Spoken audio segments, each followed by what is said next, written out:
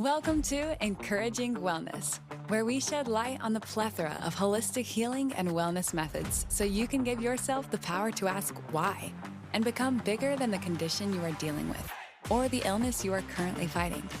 Join Pamela Worth as she sits down with doctors, medical experts, healthcare practitioners, and those with unique healing stories to dissect groundbreaking practices that combine traditional Western medicine with alternative modalities.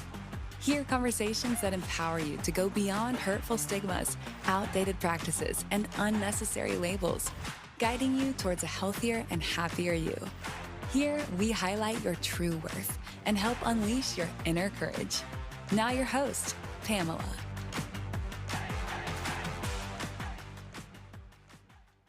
Hi, this is Pamela Worth with the Encourage Your Wellness podcast. And today I have with us Dr. Darshan Shah. And Dr. Shah, you are so accomplished, wellness expert, board certified surgeon, published author, entrepreneur, founder of Next Health, and super excited to talk not only about all the different surgeries and procedures and trauma and reconstruction and all the wonderful things that you've done for so many people over the years, but also talking about your world's first and largest health optimization and longevity clinic. So thank you so much for being here. Yeah, no, thank you for having me, Pamela. I love the work that you're doing and honored to be a guest on your show. Awesome. So tell us a little bit about how you became a doctor at the age of 21. I mean, what kind of started you on this journey? And you've accomplished so much, and kind of what's in this next iteration of everything that you're working Yeah. on. Yeah, so I think I have a little bit of ADD in the medical world, and I've had multiple careers in medicine so far, but I did get started really early. When I graduated from med school, I was 21 years old. I did my first surgical procedure when I was 21, and I fell in love with surgery. So for many years, I did surgery, trauma surgery, and then I did that for about 8 to 10 years, and then after that, reconstructive surgery. And then I kind of found myself operating 14, 15 hours a day, 5 to 7 days a week sometimes. And so I was living this surgeon lifestyle, just working a lot and working all sorts of hours, not sleeping well, eating whatever's in front of me. And I found myself as a physician just getting really sick myself. And so I was on multiple medications to treat high blood pressure, to treat autoimmune problems. I was also like 45 pounds overweight. And about 10 years ago, actually 10 years ago today, my son was born. And I decided at that point in time, as many of us do when we have our first child, that we need to stay alive a lot longer so we can see these kids grow up, right? And I decided that moment also that I wanted to change my career, number one, to something where I could actually take care of myself. But also, I was kind of jaded with Western medicine. I was just like, no one's telling you how to stay healthy. It's all about treating a disease with surgery or with pills. So I decided to do the opposite. Number one, to get myself well, but also to help my patients get well without surgery, without pills. And I went down an educational pathway where I became a dietitian, I became a certified personal trainer, and I also discovered functional medicine and learned functional medicine. And that was a game changer for me. And for your audience members that don't know what functional medicine is, it's treating disease at its root cause so you never get into a disease state in the first place. And all disease stems from a few common causes that we can treat or manage with good lifestyle choices. And those are things like inflammation, hormonal disturbances, too much toxin exposure, et cetera. And it's miraculous how, number one, I got myself healthy within 6 months, and I was able to teach my patients how to do the same thing without taking medications, without having to undergo like weight loss surgery and things like that. So when I was able to figure this out for myself, I said, I'm going to change my entire career into this. And so we started Next Health with our health optimization and longevity clinics about 8 years ago. Okay, which is awesome. Now there's so much there. If you were to just chat with someone and say, okay, so here's kind of some easy things to start with to reduce inflammation, toxic overload, whatever that, I mean, that there's things that are easy, there's things that are hard. What do you kind of start with? What do you like to kind of look at first? Yeah, so I sit down with my patients all the time and we go over a specific kind of program that I have. And it's a paradigm that I put together for them. And it's a wheel and I call it the wellness wheel. And there's 12 aspects of wellness. So we start off with the basics. Like if we can't get the basics right, then nothing else is really going to work. And we all know what those are. Those are nutrition, sleep, and our exercise routines. And so really dialing that in. And what I focus on is a 20% of the information that's going to give you the 80% of the results, right? And so really getting people to hone in on, don't go down a rabbit hole on these things. Let me tell you, here's a 5 things that you need to do on each one of these that are going to get you in a good health routine, a good health st- habits, right? And then once we get those down, we then move on to the next 3 things, which are how do we prevent you from dying? So, how not to die, I call it. And we all know that the top reasons people die in the Western world are from heart attacks, from cancer, and eventually from Alzheimer's as well. Those are if you look at the CDC's top 10 causes of death, those are right up there. So, we do diagnostics and mitigation of these 3 risks. And it's actually the same thing, Pareto principle. There's certain things you do that can prevent you from getting these diseases, but also it's really about prevention and early diagnosis. I always say if you could treat heart disease when you have your first narrowing of your blood vessel versus like really narrowed versus blood vessels, or you could treat Alzheimer's way, way, way before it even becomes cognitive impairment, or cancer being diagnosed as stage 1. Cancer's biggest enemy is being diagnosed as stage 1, right? So we put into place diagnostics to get them to give us a sense of security that these reasons that usually take out most people and cause them to die we could take those off the table pretty much completely, believe it or not. And then once we have that down, then we go into functional medicine. Now we talk about how to really improve your health with healthy habits. And we talk about hormonal health. We talk about detoxifying your life and your gut health. And also part of this is emotional and mental health as well. And then once we get those 4 parts of functional medicine right, then we start introducing some of the latest stuff in longevity technology. Now that we can add health span to your life, how do we add lifespan and add more years to the end of your life? So that's kind of the whole paradigm that we go through with our patients. And it always starts off with getting some blood work, getting some scans, and really understanding their current state of health. And then we can sit down and create a plan for them. No, that's awesome. So, what are some of your favorite diagnostics to start with so that people understand? Here's kind of the data that I'm working with. Yeah, so I always give people the tools and the ability to become the CEO of their own health. And the example that I use is a lot of us run businesses, or we help to run businesses, and we all are held to looking at KPIs on a regular basis, right? So I give people what are the 15 KPIs of your health that you need to know. So some of those numbers tell us if we're going to get metabolic disease like insulin resistance or diabetes. That particular one is called the hemoglobin A1C. Heart disease is monitored by cholesterol levels. Cholesterol levels is the old way of monitoring risk for heart disease. A new one is called ApoB. ApoB is a test that we use to monitor for that.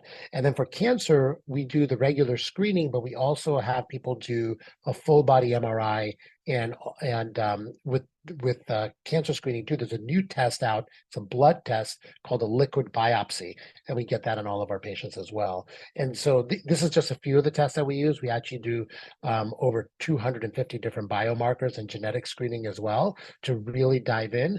But I think a lot of it is just empowering our patients to really understand what they can do and how they can affect these different biomarkers. So giving them the tools to monitor those as well.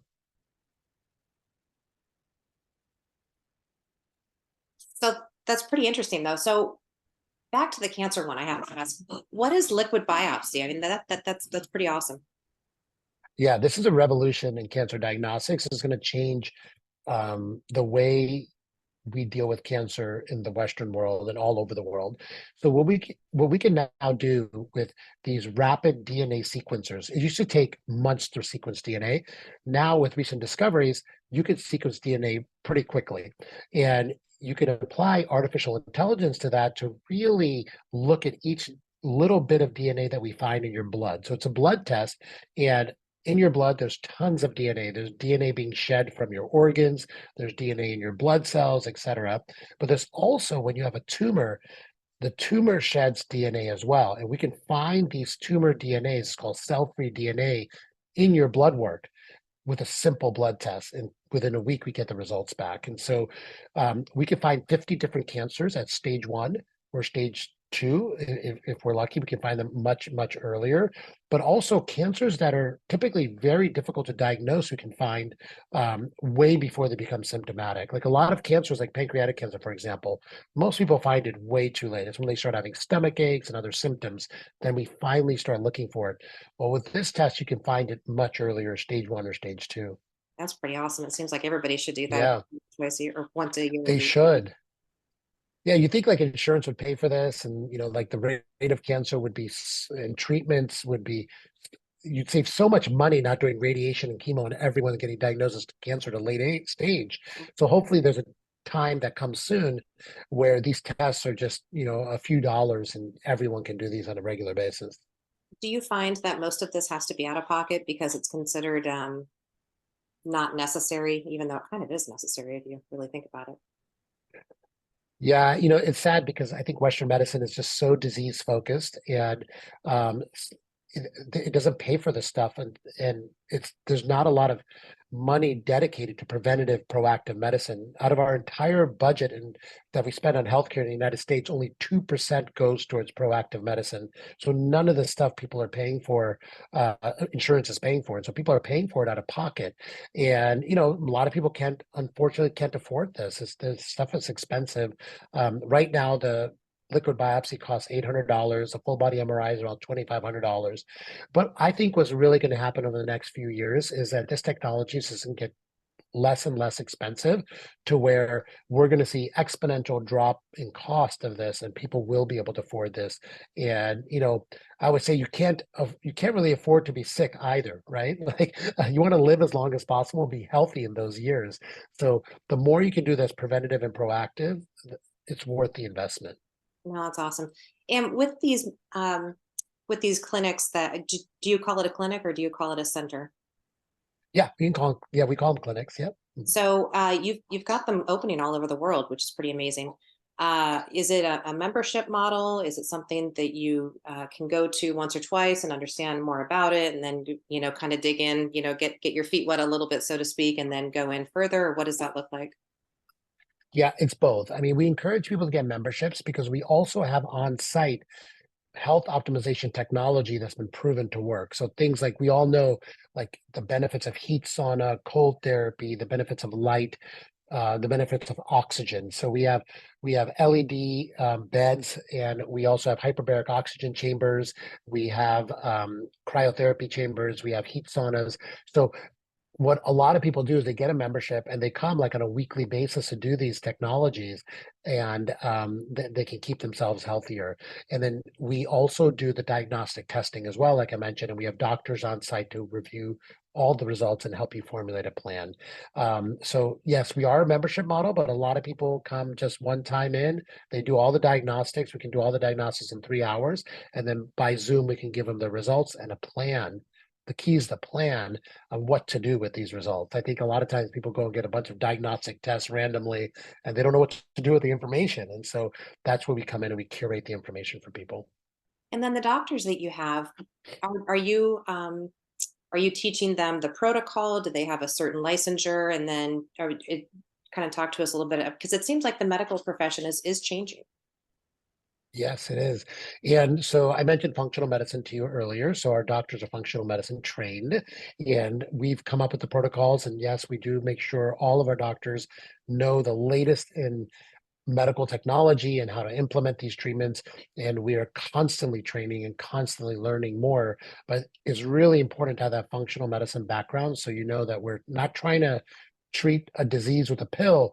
We're trying to prevent disease in the first place. And so just having that right mindset, I think, is also very important. Now, look, doctors and Western medicine hospitals are great for when you're sick. Our goal is really to never have you go to a hospital in the first place. And so we're trying to take care of the 95% of us that are not sick, that we don't have to be in a hospital. We don't have to see doctors for chemotherapy and things like that, but we don't want to ever get to that point in the first place. And that's where we're focusing our efforts. Uh, one of the biggest challenges I had when my son was sick, and it took a long time to find the right doctors that were integrative and functional in nature, that were willing to work with us and fix him, so to speak. Do you work? I mean, pediatricians are just really, really struggling. Do you work with kids at all, or do you have any suggestions on how to find, doctors for kids or teenagers? Or Yes, there are a lot of functional medicine trained pediatricians now as well. And so there's a great website called ifm.org, the Institute of Functional Medicine.org, and there's a physician finder on there. And I believe you can search by age group as well, so you can find a pediatric functional doctor. yeah, it's But tough. you're absolutely right, it's so needed. Yeah. Back to nutrition for a minute. Everyone has different opinions on food and what's good, what's bad. What is your take on all this and everything you've learned over the years and helped so many people? Yeah, so the one thing I will say for nutrition in general is there's no one plan that's right for everybody in the world, okay? But there are certain truths to nutrition that are um, indisputable. You cannot dispute a few things. One is processed food is definitely, ultra processed food is definitely causing a lot of problems. So refined grains, sodas, chips, desserts, anything in a box with a million ingredients and chemicals, you should stay away from that. Eating a whole foods diet is definitely the way to go as much as you can, 95% of the time, right? Secondly, we know for sure is that more and more people are getting diabetes, metabolic dysfunction, insulin resistance. So everyone needs to learn how to keep their sugar levels under control, their glucose levels under control. There's really good technology now to help us learn how to do this. It's called a continuous glucose monitor. So I have all my patients get a continuous glucose monitor and wear it for 6 weeks and really educate themselves, not just on what's causing their sugar to spike, but also how to eat again. So if you eat your fiber before your carbohydrates, your glucose doesn't spike. But if you do it the other way around, it does. And so like whenever you go to a restaurant, right, what do they give you first? Bread. It's the exact opposite. They should be giving you the veggies first. So that's the second thing about. And then the third thing about nutrition that I think everyone needs to know is that we're not getting enough protein in our diet. So whether it comes from animal sources or it comes from beans and vegan sources, you just got to focus on getting more protein in your diet. And we try to aim for 0.8 milligrams per pound of body weight. So, whatever your body weight is, divide that by 0.8, and that's how much protein you need. Or Okay. multiply it by 0.8. That's what protein you need per day. What about fasting? That's a big thing right now. Helpful, not helpful, kind of a short term versus a long term fix. There's so many different opinions on all of this, I think. Yeah, but I think the science is more and more clear now, though, that also fasting is not great for everybody. Fasting is good for people that have problems with their overall caloric intake. So, if you skip a meal, you cut your caloric intake by a third, that's fantastic. And then you lower your weight, your metabolic disease risk, etc. However, um, many people, when they're fasting and their weight goes down, they're actually just losing lean body mass, not fat. They're losing actual lean body mass. And so if that's happening, fasting is definitely not right for you. I think women have a lot more problems with fasting, especially in hormonal regulation as well. So I find more women do worse when they're fasting versus better. And also, I think that there's a lot of people that need more protein, like we were discussing earlier, that shouldn't fast. They should have a protein shake or eggs or something in the morning as well, to supplement their protein, especially as you get older. Fasting as you get older, you're just going to lose lean body mass, and that's a huge risk for decreasing your lifespan and your healthy years as well. Um, as far as long-term versus short-term fast, long-term fasts have been shown to clear what's called senescent cells. These are zombie cells that live in your body that are dead, but just toxic burdens to your body. And so if you do like a 5-day water fast or like a prolonged type of fast, maybe once every 6 months or every quarter. That can be very helpful for clearing these toxic cells from your body. But the short-term fasts don't really do that. So I think short-term fasts are good for some people. Some people are super successful on it and love it. But if you try it and you just are not successful on it, or you're losing skeletal muscle mass, or you just find that you're low energy and your sleep is not good, I would abandon it, to be honest. Don't force yourself to do it. Yeah. And then what do you find are good supplements for people to take on a regular basis? I mean, assuming you've got your nutrition locked in, you're doing as well as you can. Um, but it's my understanding that the food supply still doesn't provide enough vitamins, even if you're eating 100% correct. What do you like to supplement in just to make sure that the body's operating a little bit smoother? Yeah, that's a great question. And um, there's a few supplements I consider very basic for everyone to have a ton of research behind them that I know everyone would benefit from. And I have all my patients take them. One is vitamin D3K2. 80% of Americans are deficient in vitamin D. We just don't get out in the sun enough. So vitamin D3K2 is the form you want to take. The second one is some sort of fish oil supplement, and it's an omega-3 supplement, either from fish oil supplement, krill, or they have algae sources now for vegans and vegetarians. Um, Thirdly, I would say magnesium. Almost everyone needs more magnesium, and it's great for your sleep, your mental health, and also your gut. And fourth and fifth, there's two supplements that I think have a lot of research behind them to show that they help you maintain muscle mass and also maintain your mood and stress levels. That's ashwagandha, which I really like, and also creatine. So 5 to 8 grams of creatine has been shown to help you maintain muscle mass and be protective for your brain as well. So so that's pretty interesting. So I have a couple of teenage sons, and creatine's obviously a big thing in the house in terms of making sure that they're building muscle mass. But I hadn't really thought about that in terms of protecting the brain. Um, and Mhm. so for women, it's okay. You're not going to get too big, too bulky. Um, and how is creatine? Because from what I understand, creatine helps the muscles absorb more water. So how Mhm. is that working on the brain? That's one of the mechanisms. Creatine is actually involved in many biological processes, and a lot of the research being done around creatine. I don't think anyone really knows exactly how creatine is neuroprotective, but it's been shown in many studies to be neuroprotective, decreasing the rate of mild cognitive impairment, increasing your ability, increasing multiple cognitive abilities, actually. So taking creatine for a week and doing the same tests off of creatine, like a placebo versus creatine, people improve their cognitive abilities quite substantially. And so when you're doing it not necessarily for muscle mass, but more for protecting the body, do you prefer that in the morning or with a meal, or what do you find? Yeah. Because like my son, I know he's got to do it, at a certain time. I can't remember his formula, but it's either before the workout or after the workout or whatever that looks like. But different, I'm sure here. Yeah. Yeah, I just make it as easy as possible for people. Everyone has like a morning coffee or a morning smoothie or a morning glass of water. You can just mix it into that, and and it's one scoop is 5 milligrams to 8 milligrams. It's not a lot, Mhm. and it's you don't even taste it really, and it's much easier.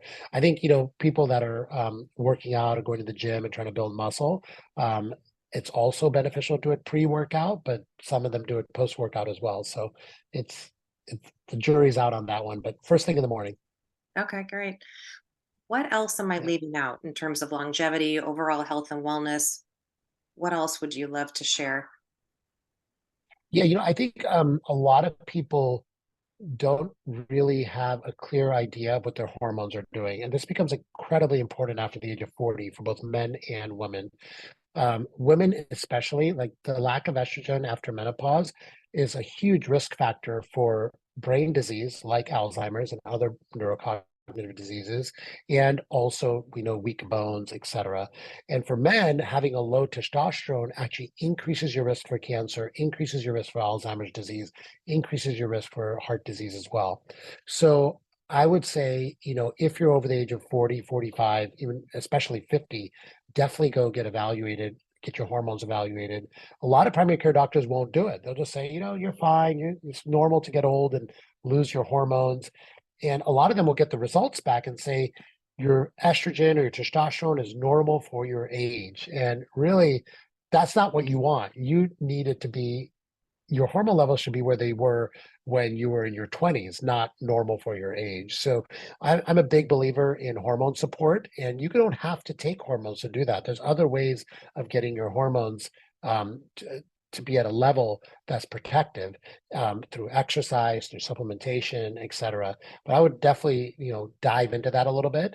And if you can't, go to a doctor that specializes in it so that you can really understand it. And secondly, gut health too is also extremely important. We know now the gut-brain connection, the gut-heart connection is very strong. What's going on in your gut is affecting your brain and every organ in your body. So if you're not in good gut health shape, you're bloated, you're having diarrhea, constipation, reflux disease, all these things, definitely work with someone to figure that out as well.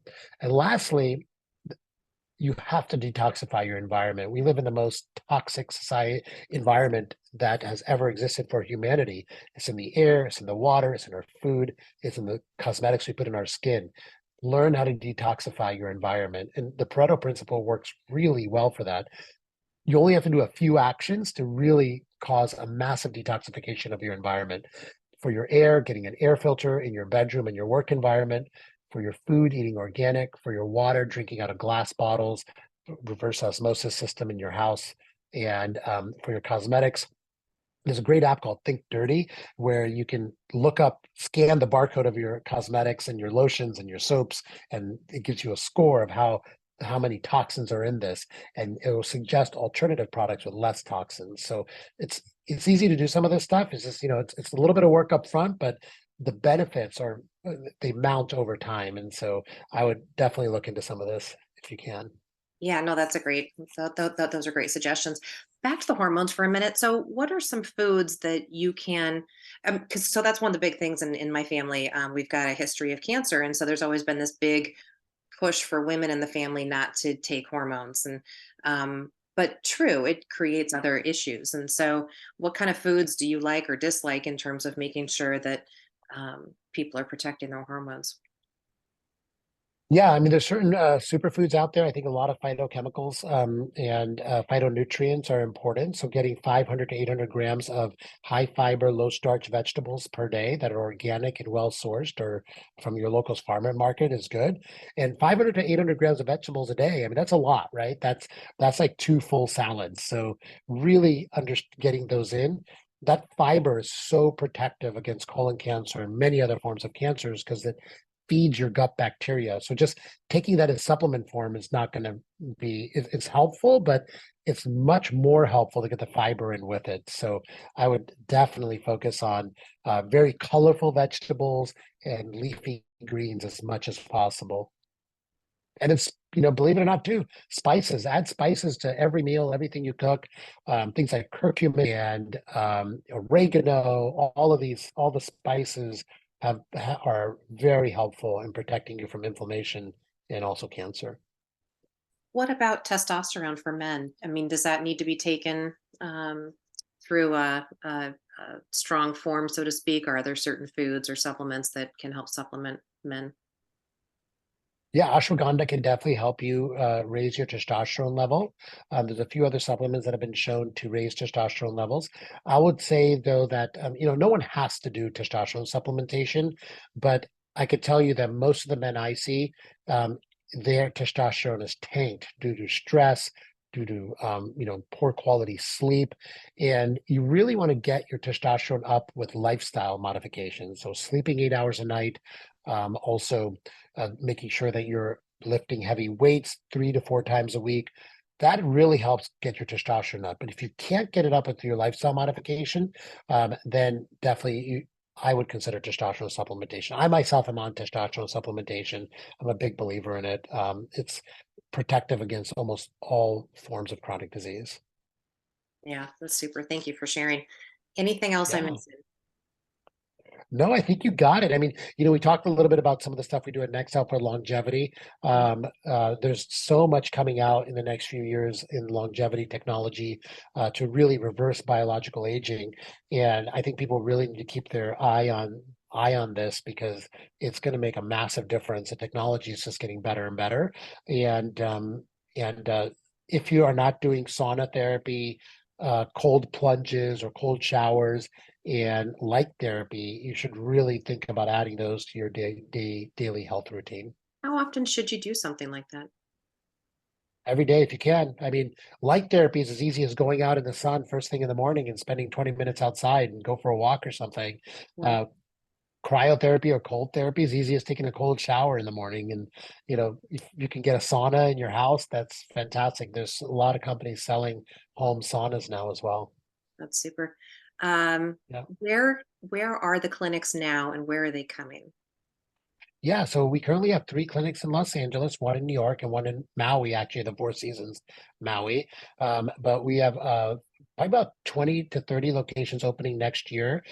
We have 2 locations opening in Dubai. We have a few locations opening in Canada, some more in California, Miami, Florida, Texas, the Carolinas. So we'll be in a lot more places and people will be able to find us there. Next Health is the name of the brand. The website is www.next-health.com. And yeah, you can find me on my Instagram, which is @Darshan Shah MD. Thank you. And I'll be sure to add all of this into the notes too. So thank you so much, doctor. Really appreciate having you on today. Yeah, no, this was a lot of fun, Pamela. And I know we covered a lot of ground here, but I talk about a lot of this on Instagram. I also have my website, drshaw.com. There's a lot of my blogs on there as well that people can read to dive in deeper. Great. Thank you so much, doctor. You're welcome.